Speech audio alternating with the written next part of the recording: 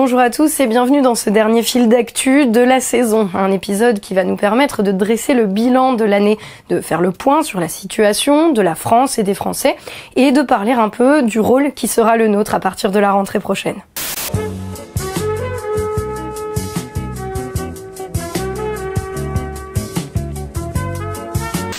Il y a un peu plus d'un an, alors qu'Emmanuel Macron venait d'être élu président de la République, nous nous interrogions ici même sur ce qui allait se passer. Macron allait-il redresser le pays? Son positionnement politique, régulièrement présenté comme pragmatique, allait-il réussir à ressouder les Français et à leur redonner confiance en leurs institutions? Et surtout, s'il échouait à améliorer la vie des citoyens de notre pays, qu'allait-il se passer? Bref, plutôt que de condamner par avance le nouveau pouvoir, nous avions fait le choix d'attendre de voir et de vous tenir au courant des grandes décisions prises et de leur impact possible, bon ou mauvais, sur notre quotidien. Nos institutions, décriées par certains, doivent retrouver aux yeux des Français l'efficacité qui en a garanti la pérennité. Le candidat promet 60 milliards d'euros d'économies pendant son quinquennat, tout en restant quand même dans l'épure des fameux 3% de déficit public. Il présente des chiffres qui sont extrêmement réalistes. D'ailleurs, les chiffres sur les prévisions de croissance, tout ça est très bien pesé. J'aurai, dans le même temps, la volonté constante de réconcilier et rassembler l'ensemble des Français. Plus d'un an après, l'heure d'un premier bilan a sonné. Et ce bilan est loin d'être positif. Entre gel des contrats aidés catastrophiques pour le monde associatif, dégradation des conditions de travail, désorganisation de l'université, attaque contre la santé des Français, mépris du bien-être animal, démantèlement de notre secteur ferroviaire, atteinte aux droits des personnes handicapées, importation massive d'huile de palme, pénalisation des automobilistes et incapacité à trouver des réponses intelligentes aux questions migratoires, il n'est plus possible de laisser à ce gouvernement le bénéfice du doute. Les Français, y compris ceux qui avaient cru en Emmanuel Macron, sont d'ailleurs plus nombreux que jamais à douter de sa politique. Je pense que si on libéralise sans protection sociale, on crée du populisme.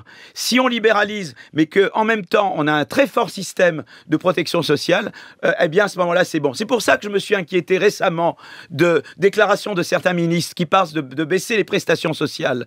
On met un pognon de dingue dans des minima sociaux, les gens, ils sont quand même pauvres. On n'en sort pas. Les gens qui restent pauvres, ils restent pauvres. Je pense que l'idée, pour moi, du programme de Macron, c'était je libère l'économie pour qu'on innove davantage et qu'on entre vraiment dans le 21e siècle, mais en même temps, je vais généraliser la protection sociale. C'est pour ça que tout ce qu'il annonçait sur l'assurance chômage généralisée, tout ça doit se faire. Les sondages au plus bas depuis le début du quinquennat selon Odoxa. Très clairement, il y a un affaissement, ça c'est clair. Mais dans l'état actuel des choses, difficile de voir dans ce rejet massif une possibilité de changement. Car si Macron est loin de faire l'unanimité, sinon contre lui, la faiblesse des alternatives politiques qui lui sont opposées joue en sa faveur, malheureusement. S'il ne s'agit pas ici de nier l'espoir que des personnes placent en ses principaux opposants, qu'il s'agisse de Jean-Luc Mélenchon ou de Marine Le Pen, force est de constater que ni l'un ni l'autre ne semblent aptes à rassembler derrière eux un nombre suffisant de Français.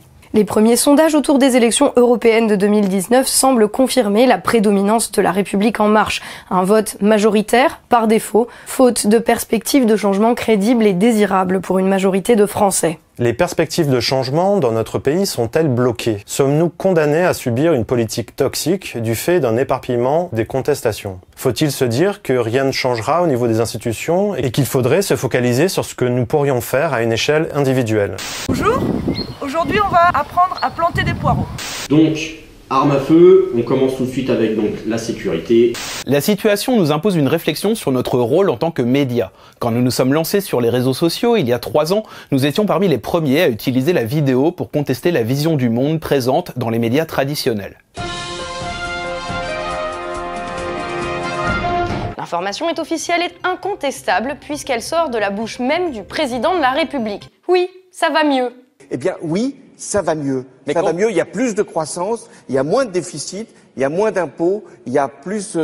Notre objectif était alors de dénoncer les décisions politiques déconnectées du réel et d'informer de leur impact néfaste sur le quotidien des Français. Mais en 3 ans, le monde a changé. Aujourd'hui, nos fils d'actualité Facebook sont saturés de vidéos dénonçant les abus des politiques et de la finance, faisant écho à la conviction partagée d'une incapacité du système actuel à rendre nos vies meilleures. Or, si l'on ne peut que s'en réjouir, on ne saurait s'en satisfaire. Car quel intérêt de continuer à dénoncer une réalité si c'est pour ne pas avoir d'impact réel dessus ? Il nous semble donc important de ne plus se contenter des coups de gueule que nous avons pu pousser ces 3 dernières années. C'est pourquoi dès la rentrée, le fil d'actu traitera toujours d'actualité, mais le fera avec pour ambition de réfléchir aux réponses politiques possibles aux problèmes qui se posent au pays. Nous le ferons à notre manière, c'est-à-dire sans sectarisme et sans chercher à plaire à un tel ou un tel, mais avec l'ambition de susciter du débat et de contribuer à l'émergence de solutions auxquelles les vieilles organisations politiques, prises dans leurs présupposés idéologiques, n'auraient pas forcément pensé. Ces dernières années, Internet et les réseaux sociaux sont devenus le lieu d'expression privilégié des colères et des indignations. Aujourd'hui, cela ne suffit plus.